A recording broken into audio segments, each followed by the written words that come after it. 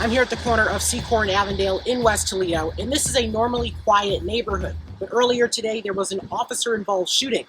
Officers, they were not injured. However, the suspect was shot and killed.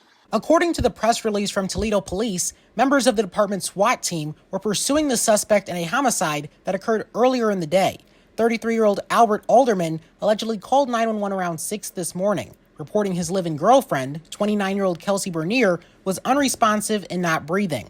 Detectives and the coroner's office then responded to the Burn Road residence, which resulted in the opening of a death investigation. Alderman agreed to give a statement, and the body didn't show any signs of trauma. But upon completing the autopsy, the coroner's office determined her cause of death was strangulation, making this a homicide case. Once notified of the cause of death, detectives called Alderman, who had agreed to meet with them earlier, but he had changed his mind. Then shortly before 3, SWAT officers saw him leaving his residence in a vehicle and attempted to stop him.